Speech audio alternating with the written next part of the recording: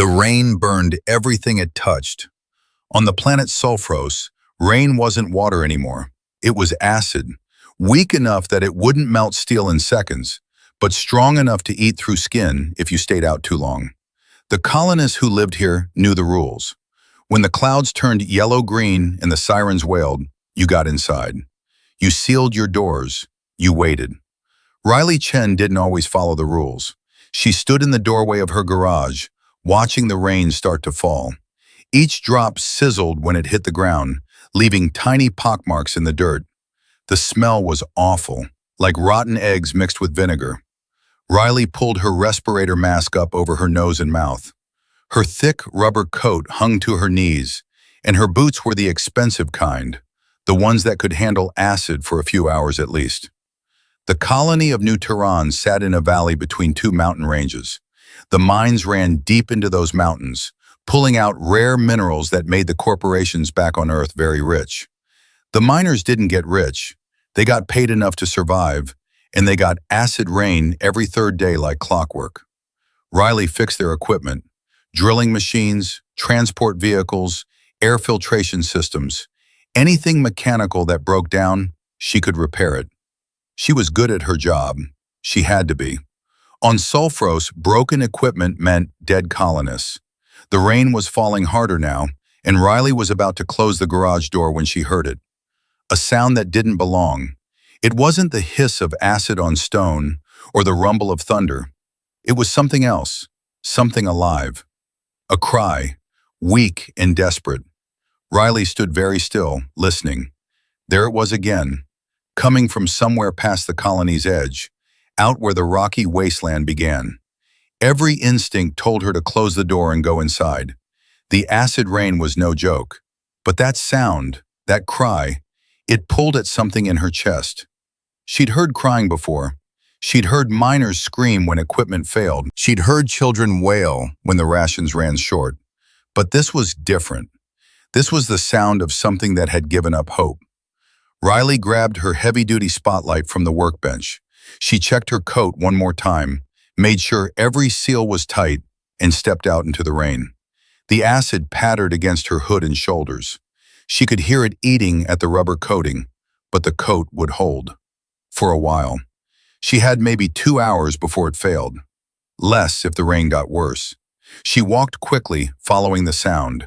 The spotlight beam cut through the murky rain, illuminating the reddish rocks and sparse, twisted plants that somehow survived in this hellscape. The ground was slick and treacherous. Riley nearly fell twice. The crying grew louder, more desperate.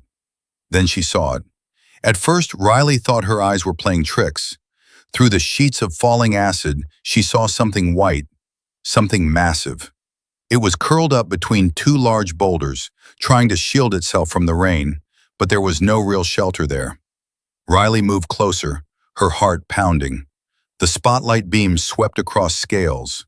White scales, pure as snow, each one as large as her hand. They were smoking where the rain touched them, dissolving, melting. It was a dragon. Riley had seen dragons before, but only from a distance. They were native to Sulfros, living in the deep caves where the air was cleaner and the acid rain couldn't reach. They were magnificent creatures, intelligent and powerful. The colony had a strict non-interference policy. The dragons left the humans alone, and the humans returned the favor. But this dragon wasn't in the caves. It was out here, dying in the rain. And it was white, pure white, an albino. Riley had never seen anything like it. The dragon's scales, which should have been the typical bronze or deep green of its species, were instead the color of bleached bone. Its eyes, barely open and filled with pain, were a pale pink. Even its claws were white. The dragon saw her and made a sound. Not quite a roar, not quite a cry. Something between fear and pleading. "Easy," Riley said, knowing the dragon probably couldn't hear her over the rain. "Easy there." She moved closer. The dragon tried to pull away, but it was too weak. Riley could see the damage now. The acid had eaten through patches of scales, exposing raw flesh underneath. The dragon's wings were folded tight against its body, but she could see holes burned through the delicate membrane. This dragon had been out here for a while. Too long. Riley's mind raced. Dragons were big. This one was young, probably an adolescent, but it still massed easily 3 times what she did. There was no way she could carry it, no way she could drag it. The dragon would have to move on its own. But would it trust her? Dragons were intelligent, more intelligent than most people realized. They could understand context, read intentions, but they were also proud, fierce. This dragon was vulnerable, injured. It might lash out. Riley did the only thing she could think of. She took off her coat. The acid rain hit her clothes immediately, and she felt the sting even through the thick fabric of her work shirt. She had seconds, maybe a minute before it burned through to skin. She spread the coat over the dragon's head and neck, covering the worst of the wounds. The dragon's eyes went wide. It stared at her. "Come on," Riley said, gesturing toward the colony. "Get up, move. You have to move." The dragon didn't budge. It just watched her with those strange pink eyes. Riley felt the rain starting to soak through her shirt. It burned. She gritted her teeth. "Listen to me. I know you can understand. Get up or we both die here. Your choice." For a long moment, nothing happened. The rain fell. The acid sizzled. Riley felt the first real bite of pain as it reached her skin. Then the dragon moved. It was slow, awkward, clearly agonizing. But the dragon pushed itself up onto its legs. It swayed, nearly fell.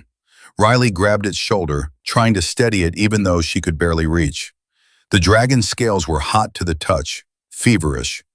"That's it," Riley said. "Come on, follow me." She started walking, and the dragon followed.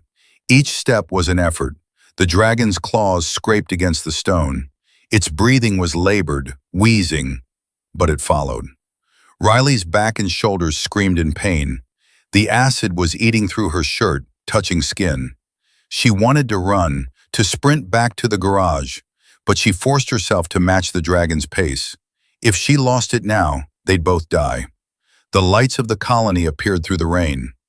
Riley had never been so happy to see those dim, flickering lamps. The garage was close, so close. The dragon stumbled. It went down on one knee, and Riley thought that was it. They wouldn't make it. But then the creature saw the garage, saw the open door and the light spilling out, and it found some reserve of strength. It pushed forward. They made it inside just as Riley's legs were about to give out. She slammed the door control, and the heavy metal barrier rolled down, sealing them in. The sound of rain disappeared, replaced by the blessed silence of the garage. Riley collapsed against the workbench, gasping. Her back felt like it was on fire. She pulled off her shirt, throwing it aside. The fabric was full of holes. Her skin underneath was red and blistered in patches. It hurt worse than anything she'd ever felt. But she was alive. She looked at the dragon. It had collapsed too, lying on the concrete floor of the garage. The coat had fallen off. Riley could see the extent of the damage now. Burns covered easily a third of the dragon's body. Some were deep, showing muscle beneath. The wings were in tatters. How was it even alive? Riley forced herself to move. She had a medical kit, the advanced kind that miners used when they got hurt deep in the tunnels. She also had industrial neutralizer, the stuff they used to clean acid off equipment. She mixed it in a large bucket with water, creating a weak, alkaline solution. The dragon watched her with those pale eyes. It didn't move, didn't threaten, it just watched. "This is going to hurt," Riley said. She dipped a cloth into the neutralizer solution and approached the dragon slowly. "But it'll help, trust me." The dragon's eyes followed her hand. When the cloth touched the first burn, the creature's whole body tensed. A low rumble came from deep in its chest, but it didn't snap at her, didn't pull away. Riley worked carefully, methodically. She cleaned each wound, washing away the acid residue. The dragon's scales were incredibly damaged. Where the acid had eaten through, the flesh underneath was raw and weeping. Riley had no idea if dragons could heal from this kind of injury. She worked for hours. Her own burns throbbed with every movement, but she ignored them. The dragon needed help more than she did. She used every bit of neutralizer she had, then moved on to the medical supplies. Antibacterial gel, synthetic skin patches, bandages that would stick even to scales. The dragon lay perfectly still the entire time. Once it made a sound, a low musical note that Riley felt in her bones more than heard. She thought maybe it was gratitude. When she finally finished, the sun was coming up outside. The rain had stopped hours ago. Riley sat down hard on the floor, exhausted. Her hands were shaking, her back still burned. But the dragon was breathing easier now. Its eyes were closed. It was sleeping. Riley let herself fall back against the wall. She should report this. The colony administrators would want to know. There were protocols for dragon encounters. But if she reported it, they'd take the dragon away. They'd probably put it down. An injured dragon was a dangerous dragon, they'd say. Better to euthanize it than risk it going feral in pain. Riley looked at the sleeping creature, at the pure white scales, so unusual, so beautiful, even damaged as they were, at the gentle rise and fall of its chest. "Not yet," she whispered. "Let's see if you make it through the day first." She closed her eyes, just for a moment, just to rest. When she woke, it was midday and someone was pounding on the garage door. Riley jerked upright, panic flooding through her. The dragon was still there, still sleeping, still alive. "Riley!" The voice was muffled but urgent. "Open up! We've got an emergency!" Riley stood, every muscle protesting. She positioned herself between the door and the dragon, then cracked the door open. One of the miners stood outside, a man named Tom with a thick beard and worried eyes. "What is it?" Riley asked, not opening the door any wider. "The main water reclamation unit is down," Tom said. "We need you to fix it, now. If we don't get it running by tonight, we'll have to dip into emergency reserves." Riley's mind raced. The water reclamation unit was vital. It filtered and recycled the colony's water supply. Without it, they'd run out of drinking water in days. But the dragon was in her garage. If she let Tom in, if anyone saw it, there would be questions she couldn't answer. "I'll be there in 20 minutes, Riley said. "Let me grab my tools." Tom nodded and jogged off toward the reclamation plant. Riley closed the door and turned to look at the dragon. It was awake now, watching her with those intelligent pink eyes. "I have to go," Riley said. "I have to help them. But I'll be back, I promise." The dragon made a sound, a soft chirp that seemed almost like understanding. Riley gathered her tools quickly. She found a clean shirt, wincing as she pulled it over her burned back. Before she left, she set out a large tub of water and several protein bars that she crushed up. She had no idea if dragons could eat human food, but it was better than nothing. "Stay quiet," she told the dragon. "Please." Then she left, locking the garage door behind her. The reclamation unit was a disaster. A valve had corroded through, and acidic water had leaked into the main filtration system. Riley worked fast, replacing components and rewiring damaged circuits. Other colonists came and went, asking questions, offering help. Riley answered automatically, her mind only half on the work. She kept thinking about the dragon, about those burns, about how the creature had trusted her enough to follow her, to let her treat its wounds. Why had it been out in the rain? Dragons weren't stupid. They knew about the acid rain. Something must have happened, something bad. Riley finished the repair as the sun was setting. Tom tested the system and gave her a thumbs up. The colony would have water. They'd survive another day. She walked back to her garage slowly. Her burns ached. Her hands were cramped from hours of detailed work. All she wanted was to sleep for about 12 hours straight. But when she opened the garage door, she found the dragon sitting up, alert. The water tub was empty, and the protein bars were gone. The creature looked at her and made that musical sound again. Riley smiled despite her exhaustion. You're feeling better. The dragon tilted its head, studying her. Then it did something unexpected. It lowered its head, bringing it down to Riley's level. An unmistakable gesture of respect, of thanks. Riley reached out slowly and touched the dragon's snout. The scales were warm and surprisingly smooth. The dragon's eyes closed, and it leaned into the touch. "You're welcome," Riley whispered. She spent the evening caring for the dragon. She changed the bandages, checked for signs of infection, and brought more food and water. The dragon ate carefully from her hands, its movements gentle despite its size and obvious strength. As night fell and the garage grew dark, except for a single work lamp, Riley realized something. She'd made a choice. Maybe not consciously, but she'd made it nonetheless. She wasn't going to report the dragon. She wasn't going to let anyone take it away. This creature had been left to die in the acid rain, cast out or abandoned for being different, for being white in a species that was never white. Riley knew what that felt like. She'd been the different one too, always tinkering with machines while other kids played, always more comfortable with tools than people. The dragon curled up on the floor, its body taking up most of the garage space. Riley sat with her back against the workbench, watching it breathe. "We'll figure this out," she said quietly. "I don't know how yet, but we'll figure it out." The dragon's tail moved slightly, as if in response. Then it settled into sleep. Riley stayed awake a while longer, thinking. The colony wouldn't let her keep a dragon. It was impossible, but she couldn't send it back out there either, not while it was still healing. Maybe she could keep it hidden for a few weeks, long enough for it to recover. Then it could return to the caves, to its own kind. That was the plan, simple, straightforward. Riley had no idea how wrong she was.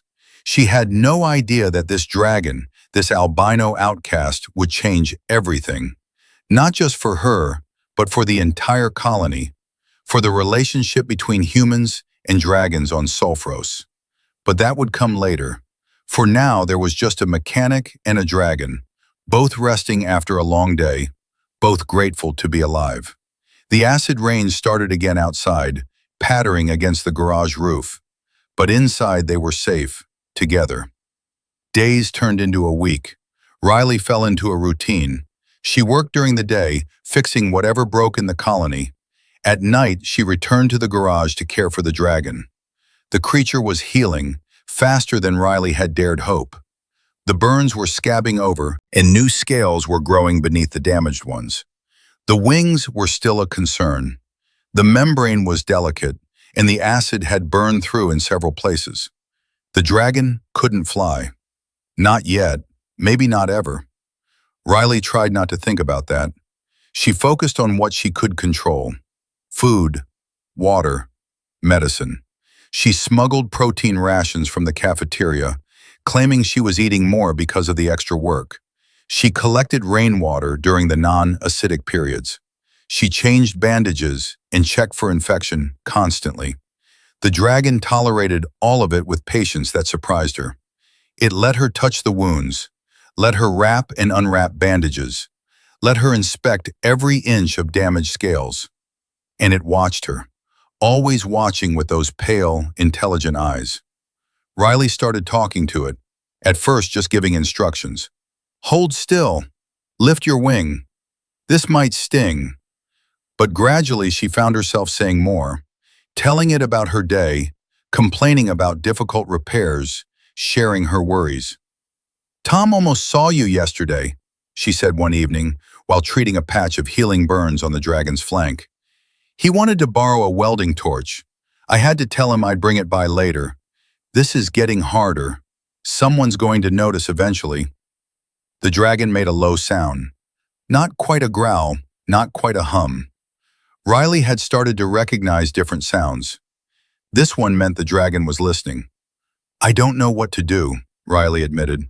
"You're getting stronger, that's good, but you still can't fly.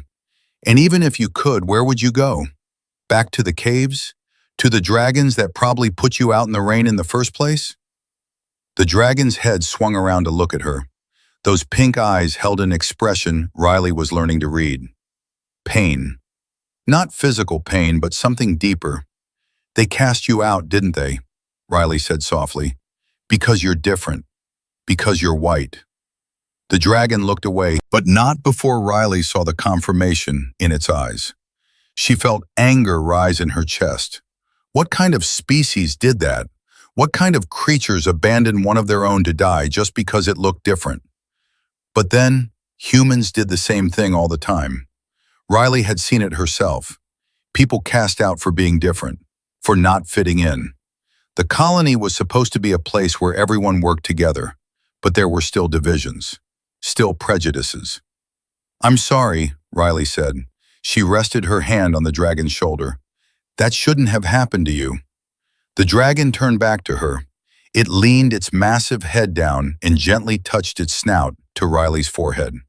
The gesture was so tender, so full of trust, that Riley felt tears sting her eyes. They stayed like that for a long moment. Woman and dragon, two outcasts who'd found each other in the rain. The moment was broken by shouting outside. Riley pulled away, instantly alert. The dragon's body tensed, ready to defend or flee despite its injuries. Riley went to the small window and looked out. Miners were running toward the northern edge of the colony. Something was wrong. She turned to the dragon. Stay here, stay quiet, I'll be back. The dragon settled down, but its eyes remained watchful. Riley locked the garage and ran toward the commotion. A crowd had gathered near the colony's perimeter. Tom was there, and so was the colony administrator, a severe woman named Administrator Hadley. Riley pushed through the crowd to see what everyone was looking at. The mine entrance. It had collapsed. How many? Hadley was asking. 6 trapped inside, Tom said. His face was pale. We're trying to reach them, but the main tunnel is completely blocked. We need cutting equipment, and we need it now. Riley's stomach dropped. 6 miners trapped underground. They'd have limited air, limited time. I can get the heavy plasma cutter running, Riley said, stepping forward. It's been in storage, but I can make it work. Hadley nodded. Do it. Fast. Riley ran back to her workshop, but not to the garage. She had a separate storage shed where she kept the larger equipment. The plasma cutter was there, old and temperamental, but powerful enough to cut through the collapsed rock. She worked frantically, checking connections, replacing worn parts. But as she worked, her heart sank. The cutter's main power cell was dead, completely drained. It would take hours to recharge, maybe a full day. The trapped miners didn't have that long. Riley sat back, mind racing. There had to be another way, another power source, something with enough juice to run the cutter for at least an hour. Then it hit her. The emergency generator. It had enough power, but it was a backup system for the entire colony. If she pulled it to run the cutter, they'd be without emergency power. If something else went wrong, if the main power failed, the colony would be in danger. But 6 people were trapped. 6 people who would die if she didn't act. Riley made the decision. She started disconnecting the emergency generator, preparing to move it to the mine entrance. Other colonists saw what she was doing and tried to stop her. You can't take that, someone said. We need it for emergencies. This is an emergency, Riley shot back. Hadley will never approve it. Then she can fire me after we save those miners. Riley had the generator on a wheeled cart and was pulling it toward the mine when Hadley herself appeared, blocking her path. What do you think you're doing? The administrator demanded. Saving lives, Riley said. The plasma cutter needs power. This is the only source strong enough. That generator is for colony-wide emergencies only. It's protocol. Riley looked at Hadley, really looked at her, saw the fear behind the stern expression. Hadley was scared, scared of making the wrong choice, scared of breaking protocol and facing consequences. Those miners are colony-wide, Riley said quietly, and this is an emergency, so you have 2 choices. You can let me save them, or you can explain to their families why you valued protocol more than their lives. Hadley's jaw tightened. For a moment, Riley thought she'd refuse. Then the administrator stepped aside. On your head, she said. Riley nodded and kept moving. At the mine entrance, she set up the plasma cutter and connected it to the generator. Tom and the other miners stood by, ready to move debris as soon as she cut through. Riley powered up the cutter. The familiar whine of charging plasma filled the air. She cut. The cutter's beams sliced through collapsed rock like butter. Molten stone dripped and cooled. Progress was slow but steady. The miners worked alongside her, pulling away chunks of rock as she freed them. An hour passed, then two. Riley's arms ached from holding the heavy cutter steady. Sweat poured down her face despite the cool evening air. But she didn't stop. Finally, they broke through. Tom shone a light into the gap they'd created. "I see them," he shouted. "They're alive." The rescue took another hour. All 6 miners were pulled out, dehydrated and scared, but alive. Some had minor injuries, but nothing life-threatening. They'd survive. Riley collapsed against the generator cart, exhausted. Her hands were shaking. Every muscle in her body screamed. Tom came over and helped her sit down properly. "You did it," he said. "You saved them." Riley nodded, too tired to speak. Hadley approached. Her expression was unreadable. "Get that generator back in place. And Chen, we need to talk. Tomorrow." Riley watched the administrator walk away. She'd probably be reprimanded, maybe reassigned, but she'd saved 6 lives. That had to count for something. Tom helped her get the generator back to its station. By the time Riley made it back to her garage, it was nearly midnight. She was so tired she could barely stand. She opened the door and found the dragon waiting, clearly agitated. It had heard the commotion, smelled the smoke from the plasma cutter. It rushed to her as much as its healing body would allow, sniffing her all over, checking for injuries. "I'm okay," Riley said, touched by the concern. "There was an accident. People were trapped, but they're safe now." The dragon made a sound, a worried trill. Riley leaned against its shoulder, suddenly overwhelmed.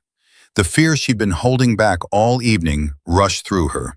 She'd made a choice that could have gone terribly wrong. If the rescue had failed, if something had happened to the colony while the generator was gone, it would have been her fault. The dragon seemed to sense her distress.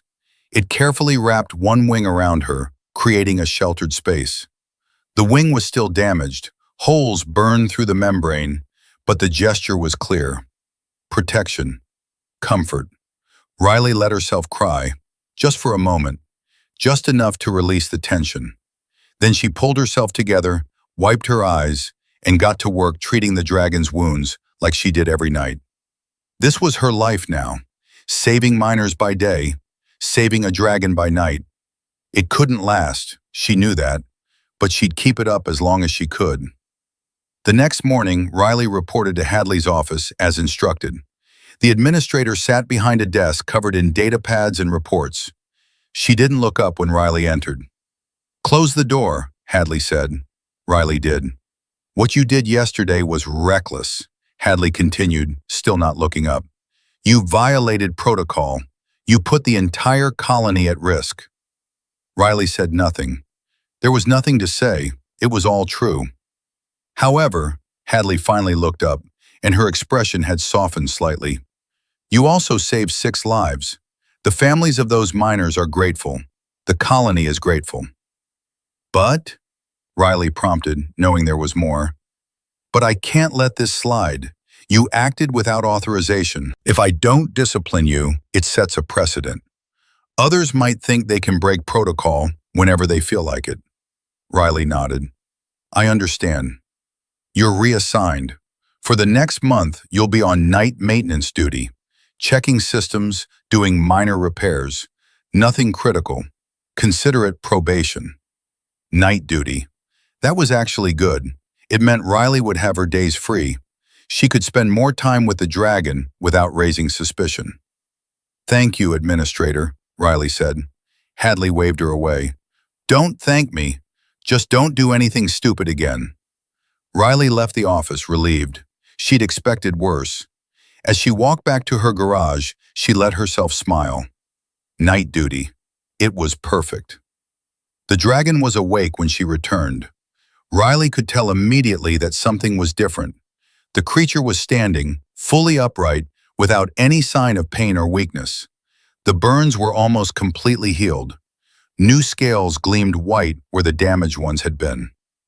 "You're better," Riley said, amazed at how quickly the dragon had recovered.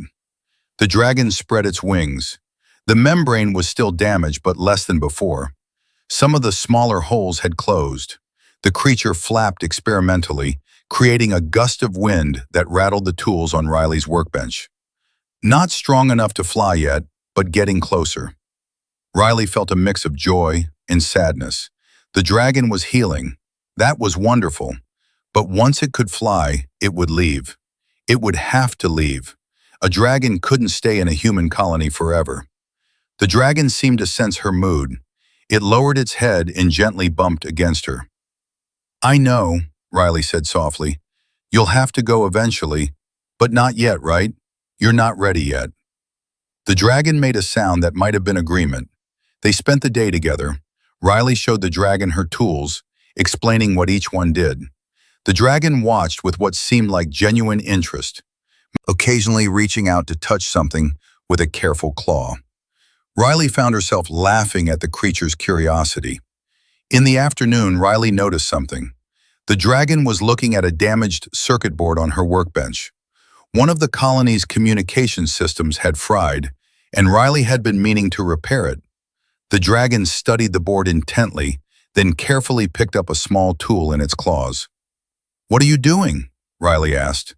The dragon didn't answer, of course. It simply used the tool to remove a burned-out component from the board. The movement was precise, delicate despite the dragon's size. Riley stared. Can you understand how this works?" The dragon set the tool down and looked at her. In those pink eyes, Riley saw intelligence that went far beyond what she'd imagined. This wasn't just a smart animal. This was a thinking being, capable of understanding complex systems. "You've been watching me work," Riley said slowly. "You've been learning."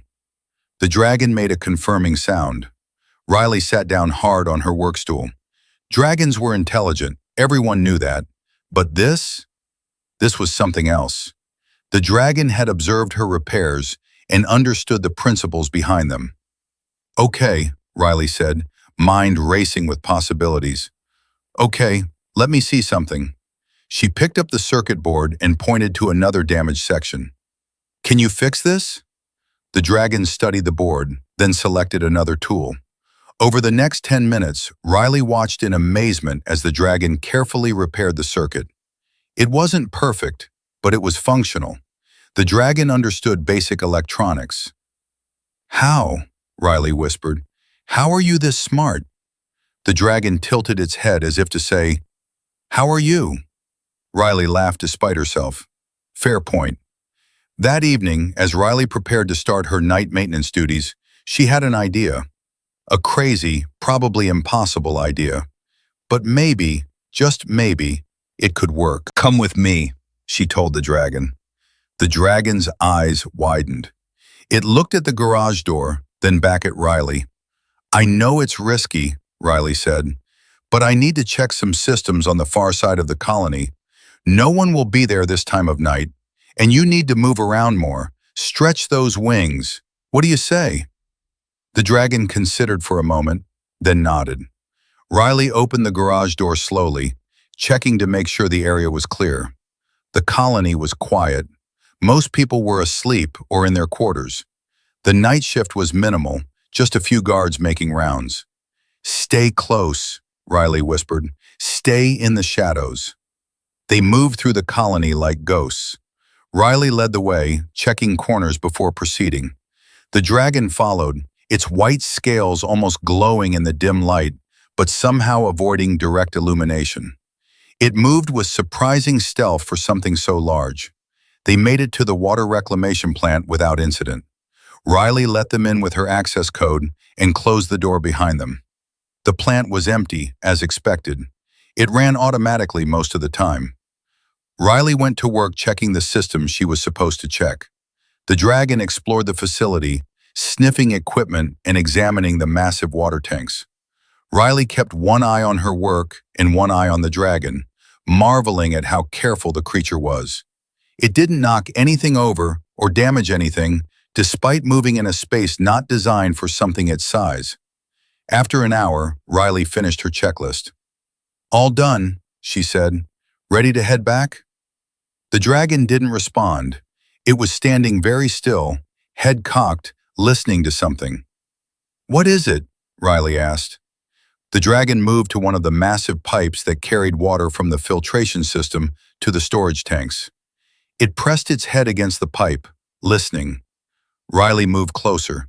She couldn't hear anything unusual. The pipe vibrated slightly with water flow, as it should. Everything seemed normal, but the dragon was agitated. It tapped the pipe with one claw, then looked at Riley urgently. "You hear something wrong?" Riley asked. The dragon nodded. Riley pulled out her diagnostic scanner and ran it over the pipe. Everything showed green. Normal pressure, normal flow, no leaks detected. But the dragon was insistent. It moved along the pipe to a specific section and tapped again. Riley scanned that exact spot. Still green. "I don't see anything wrong," she said. The dragon made a frustrated sound. It looked around the room, then moved to Riley's toolbox. It carefully selected a wrench and brought it to her. "You want me to open this section?" Riley asked. The dragon nodded. It went against protocol. The system showed no errors. Opening a pipe section unnecessarily was a waste of time and could introduce contamination. But the dragon had been right about the circuit board. It understood how things worked. Riley made a decision. She used the wrench to open the maintenance access on the pipe section the dragon had indicated. Water flow automatically shut off when the access port opened. Riley shone her light inside. At first, she saw nothing wrong. Then she looked closer. There, deep in the pipe, was a crack. Tiny, barely visible, but definitely there. It wasn't big enough yet to cause a leak or show up on scanners, but it was growing. In another week, maybe two, it would rupture. The whole pipe section would have to be replaced in an emergency repair that would leave the colony without water for hours. "You found it," Riley breathed. "You actually found it." The dragon looked pleased with itself. Riley worked quickly, applying sealant to the crack and reinforcing the section. It was a temporary fix, but it would hold until she could schedule a proper replacement during regular maintenance. A crisis averted before it even became visible. When she finished, Riley turned to the dragon. "Thank you. If this had burst during the day shift, it would have been a disaster." The dragon made a sound that Riley interpreted as, "You're welcome." They made their way back to the garage carefully, still avoiding the few people who were out and about. Once inside, Riley locked the door and leaned against it, heart pounding from the adrenaline of sneaking around. "We can't do that every night," she said, "but I'm glad we did tonight." The dragon settled down on its usual spot on the garage floor. It looked tired, but satisfied. Riley sat at her workbench thinking. The dragon had saved the colony from a potential disaster, and no one would ever know. No one except her. The creature's ability to hear the structural problem in the pipe, to understand that something was wrong even when scanners showed nothing, was remarkable. Dragons were more than just intelligent animals. They were potential partners, allies. If only people could see it. Riley pulled out her personal data pad and started making notes. An idea was forming. Still rough, still crazy, but growing clearer. What if there was a way for humans and dragons to work together? What if this colony didn't have to fear and avoid the dragons, but could cooperate with them? Dragons had abilities humans didn't, and humans had technology dragons might find useful. It was possible. She'd seen it firsthand. A human and a dragon working together could accomplish things neither could alone. But how to convince the colony? How to convince the dragons? Both sides were set in their ways. Both sides kept their distance. Riley looked at the white dragon resting peacefully in her garage. This dragon was different. Cast out by its own kind, saved by a human. It understood both worlds. And maybe, just maybe, it could be the bridge between them. I have an idea, Riley said. It's crazy. It might not work, but if it does, it could change everything. The dragon opened one eye and looked at her. Are you willing to try? Riley asked. The dragon considered for a long moment. Then it stood up, walked over to Riley, and placed its massive head on her lap. A clear answer. Yes. Riley smiled and rested her hand on the dragon's snout. Then we'll need a plan, and we'll need help. But first, you need a name. I can't keep calling you the dragon forever. The dragon made a questioning sound. Riley thought about it. The creature was white as snow, rare and beautiful. Outcast but strong, gentle but capable. How about Frost? Riley suggested. Because you're white like frost, but also because you survived the acid rain. You're tougher than you look. The dragon Frost made a pleased sound. The name was accepted. Okay, Frost, Riley said. Here's what I'm thinking. The colony needs to see that dragons aren't a threat, that they can be helpful. You've already proven that by finding the crack in the pipe. If we can show them more examples, if we can demonstrate the value of working with dragons instead of avoiding them, maybe they'll be willing to try something new. Frost listened intently. But we'll need to be careful, Riley continued. If we reveal you too soon, they might panic. Dragons are feared here. People don't understand you. We need to change that understanding gradually.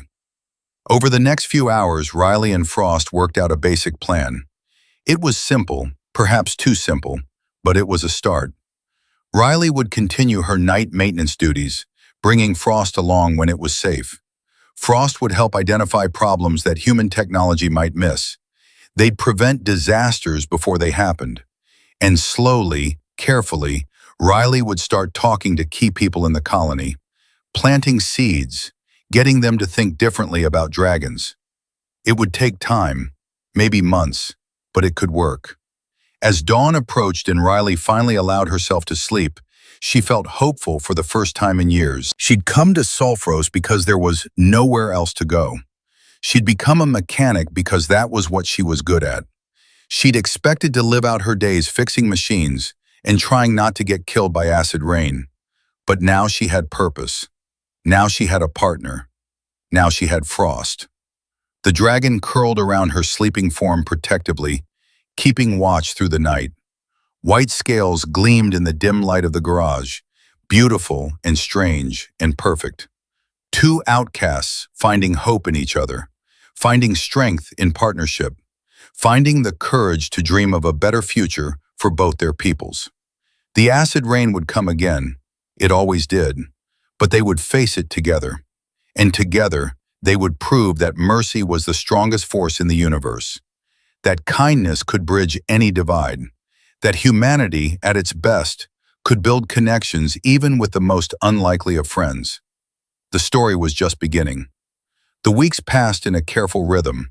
Riley worked her night shifts with Frost by her side, hidden in shadows, helping in ways no one else could see. The dragon's hearing was incredible. It could detect structural weaknesses, hear failing bearings in machinery, sense pressure changes that meant leaks were forming. Together they prevented 7 potential disasters before they happened. But Riley knew they couldn't stay hidden forever.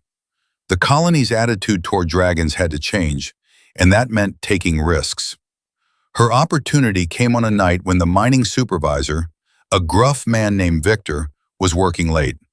Riley accidentally let him catch her and Frost inspecting an ore processor.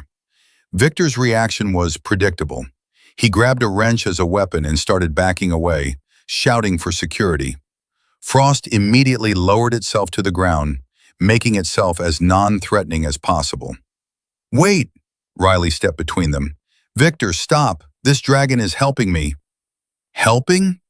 Victor's face was red with anger and fear. "That thing is dangerous. We have protocols." "Protocols written by people who never tried to understand them," Riley said. She kept her voice calm, reasonable. "This dragon found the crack in the water reclamation pipe. The one that would have burst if we hadn't fixed it early. This dragon has helped me prevent problems that would have cost lives. Victor lowered the wrench slightly, confusion replacing some of the fear. What are you talking about? Riley explained everything. The rescue from the acid rain, the healing process, Frost's intelligence and abilities, the weeks of secret collaboration. Victor listened, his expression cycling through disbelief, skepticism, and finally, reluctant interest. Prove it, he said. Prove this dragon can do what you say. Riley looked at Frost. Can you check the ore processor? Victor says it's been making strange noises. Frost moved to the large machine, pressing its head against various points on the housing. After a moment, it tapped one section with a claw, then looked at Victor expectantly. Victor ran his own diagnostics on that section. His eyes widened. There's a loose mounting bracket. It would have caused the entire drum assembly to shift, could have torn itself apart. He looked at Frost with new respect. How did it know? Frost can hear things we can't, Riley said, and that's just one example. Dragons have abilities that could make this colony safer, more efficient. If we're willing to work with them instead of avoiding them. Victor was quiet for a long time. Then he did something unexpected. He approached Frost slowly, hands visible and empty. Can I? He asked Riley. Ask Frost, not me. Victor looked at the dragon. May I touch you? Frost studied him, then lowered its head in permission. Victor reached out and placed his hand on the white scales. His expression softened. It's warm, he said, and the scales are smooth. I expected them to be rough. He looked at Riley. What happens now? Now we tell Hadley, Riley said, and hope she doesn't have us both thrown out of the colony. Administrator Hadley's reaction was even more explosive than Victor's. She demanded that Frost be removed from the colony immediately.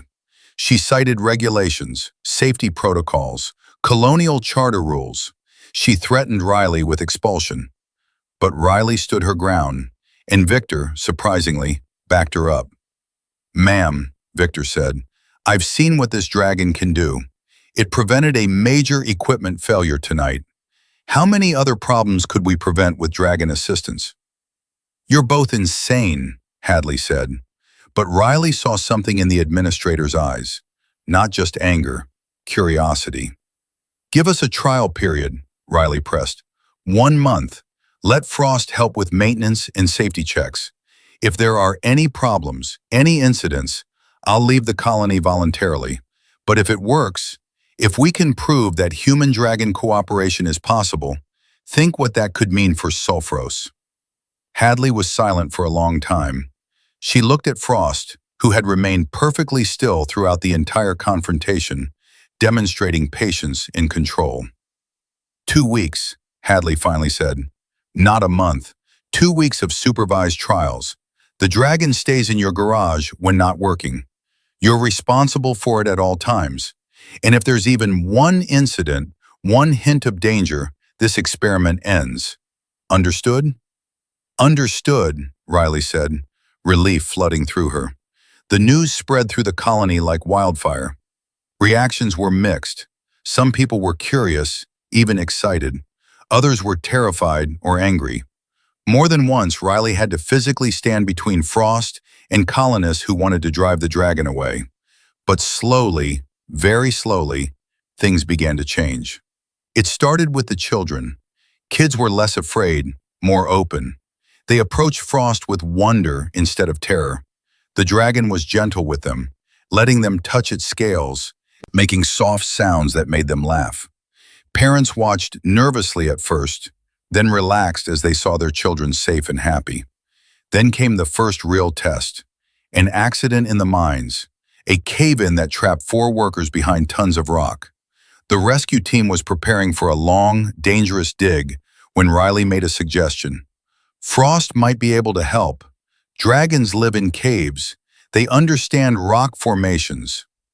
The rescue coordinator, desperate and willing to try anything, agreed. Frost examined the collapsed area carefully, listening, testing, analyzing. Then it did something remarkable. It used its claws to dig, not randomly, but with precision. It knew where the rock was weakest, where tunnels could be safely carved without causing further collapse. With Frost's guidance, the rescue team reached the trapped miners in 3 hours instead of the projected 10. All 4 were rescued alive. One of them, a woman named Kaya, looked at Frost with tears in her eyes. "Thank you," she said simply. Frost bowed its head in acknowledgement. After that, resistance to the dragon's presence crumbled. People started to see Frost not as a threat, but as a member of the community, someone who contributed, someone who cared. Riley's 2-week trial period ended. Hadley called her to the office again, this time with Frost present. "I don't like being wrong," Hadley said, "but in this case, I'm glad I was. This colony is safer with your dragon than without it. The trial is over. Frost can stay permanently." Riley felt like she could float. They'd done it. They'd actually done it. But Hadley wasn't finished. However, this raises larger questions. Frost is one dragon. There are hundreds more in the caves. What happens now? Do we try to establish contact with the others? Do we invite more dragons to join us? It was a good question, one Riley had been thinking about for weeks. "I think we should try," Riley said, "but carefully. Not all dragons are like Frost. And not all humans are ready for more dragons. We need to go slowly. Maybe start with just making contact, showing the cave dragons that cooperation is possible." Frost made a sound. Riley looked at the dragon, reading the expression in those pink eyes. "Frost wants to try," Riley said. "Frost wants to go back to the caves, to talk to the other dragons." It was what Riley had been dreading. She'd known it would come eventually. Frost would have to leave the colony, at least temporarily. The dragon's kind lived in the caves. That was their home. And if there was to be real peace between humans and dragons, the cave dwellers needed to be part of it. "When?" Hadley asked. "Soon," Riley said, trying to keep her voice steady. "Frost's wings are fully healed now. The dragon can fly again." That evening, Riley and Frost stood outside the colony as the sun set. The dragon's wings were spread wide, testing the air currents. They were magnificent, fully restored. The acid rain damage was gone, replaced by new membrane that was strong and healthy. "You can really fly now," Riley said. She tried to sound happy, but she knew Frost could hear the sadness in her voice. Frost folded its wings and looked at her. "You have to go back to your kind," Riley continued. "I know that. It's important. They need to know what we've accomplished here. They need to know that humans can be trusted, that cooperation is possible." Frost made a sound, a question. "Will I miss you?" Riley laughed, but there were tears in her eyes. "Of course I will. You're my friend, my partner. These weeks have been the best of my life." The dragon lowered its head and touched Riley's forehead with its snout. The gesture had become familiar, comforting. "But you'll come back, right?" Riley asked. "You'll visit? This isn't goodbye forever." Frost pulled back and looked at her with those expressive pink eyes. Then the dragon did something it had never done before. It spoke. Not in words. Dragons couldn't form human sounds, but in images projected directly into Riley's mind. She gasped at the sensation. She saw herself and Frost working together. She saw the colony and the caves, connected by paths of understanding.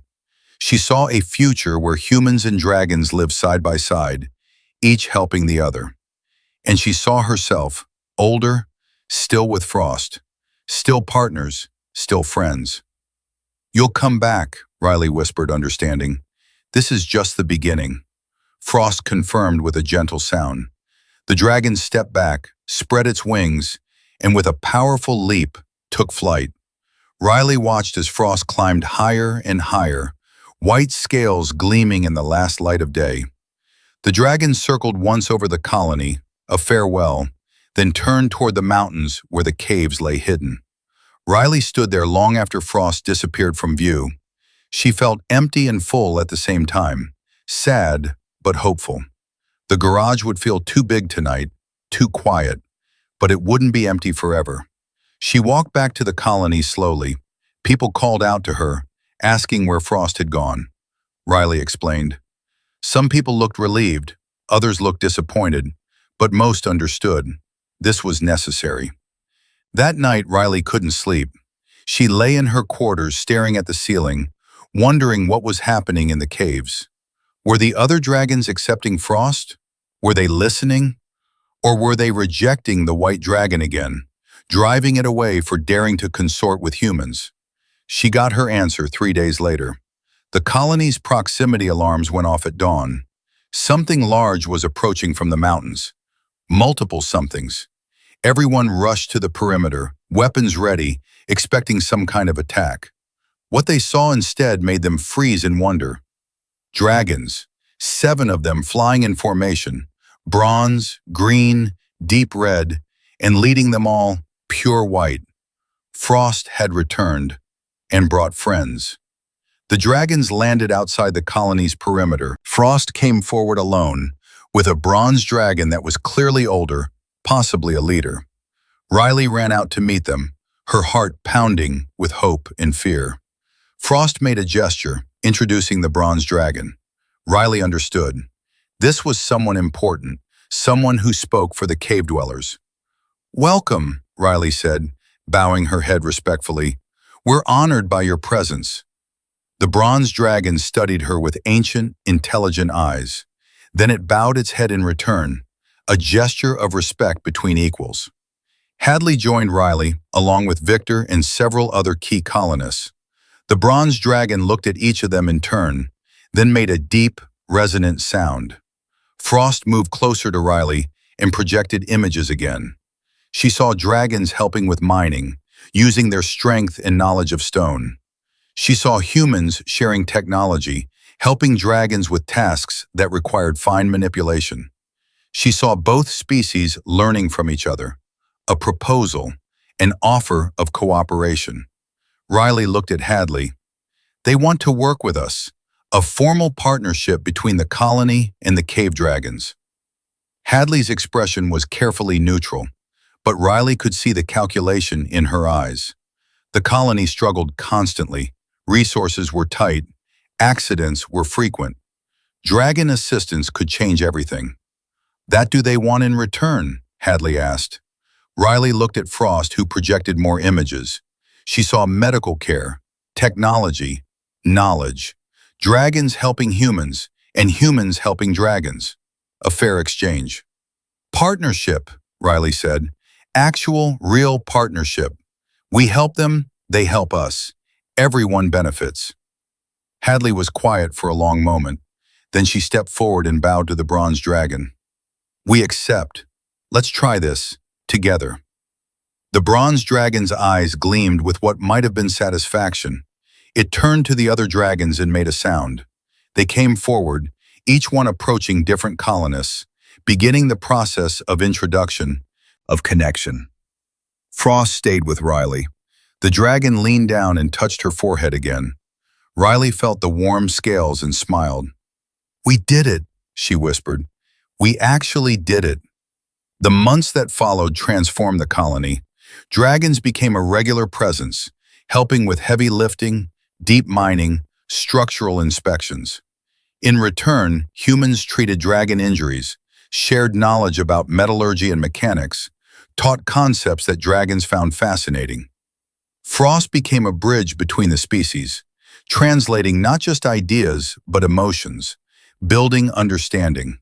The white dragon split time between the caves and the colony, but always returned to Riley's garage. That was home. Riley herself became a liaison, the official coordinator of human-dragon cooperation. She stopped being just a mechanic who fixed things. She became someone who built connections, someone who helped both species see the value in each other. Not everything was perfect. There were misunderstandings, cultural clashes, moments of fear and frustration. But both sides were committed. Both sides kept trying. And it worked. 6 months after Frost's rescue, the colony's productivity had doubled. Accidents were down by 70%. Morale was higher than it had been in years. The dragons, for their part, had learned to read and write, had begun to experiment with human tools, had started to share their own knowledge of Sulfuros's geology and ecosystem. Other colonies heard about New Terran's success. Delegations came to visit to see the human-dragon partnership for themselves. Some were skeptical, some were inspired, but all of them left with new ideas, new possibilities. Riley stood in her garage one evening, making final adjustments to a new piece of equipment. It was a communication device designed to help dragons and humans understand each other better, based on the image projection ability some dragons had. Riley had worked with Frost and several dragon engineers to create it. "Think it'll work?" she asked Frost, who was watching over her shoulder. Frost made an affirmative sound. Riley smiled and set down her tools. She leaned against Frost's shoulder, feeling the warmth and strength of her friend, her partner, her proof that mercy and kindness could change the world. "You know what's funny?" Riley said.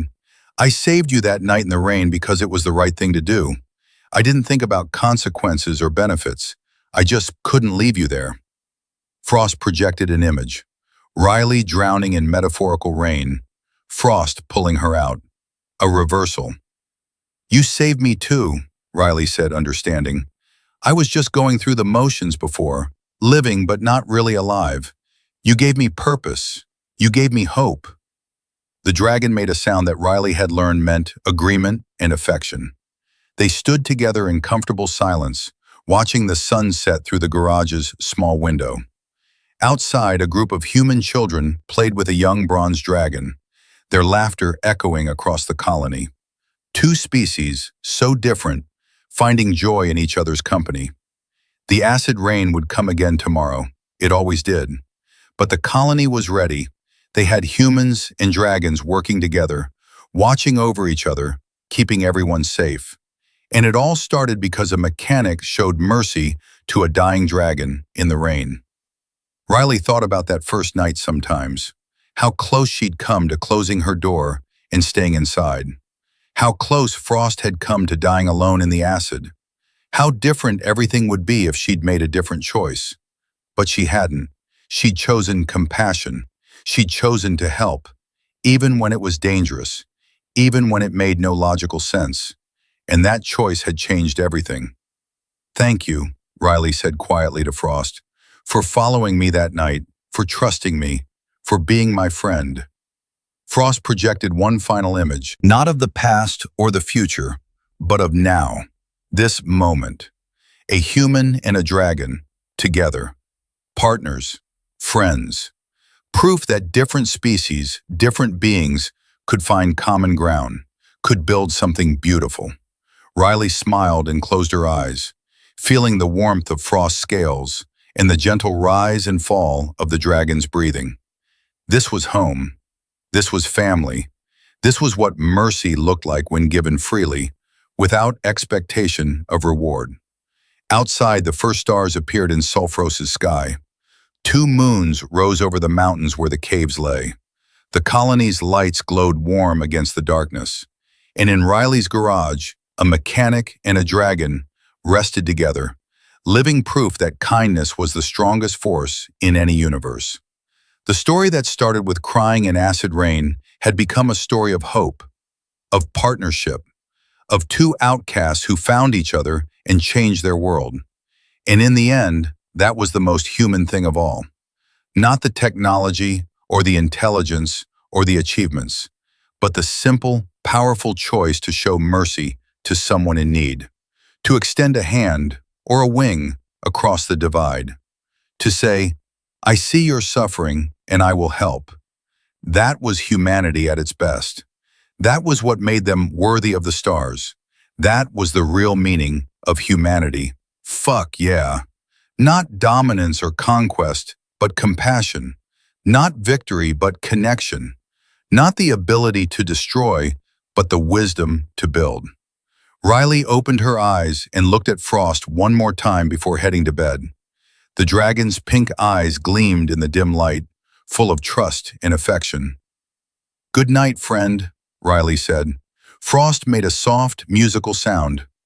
Good night. Tomorrow they'd work together again, building a better future for both their peoples. But tonight, they simply existed together. Two beings who'd found each other in the rain and created something beautiful from that chance meeting. The acid rain would come again. It always did. But they would face it together, human and dragon, protected not by walls or weapons, but by the bond they'd forged. The bond of mercy, freely given and gratefully received. And that bond was stronger than any acid, stronger than any storm, stronger than any force that might try to tear them apart, because it was built on the simplest, most powerful foundation in existence: love.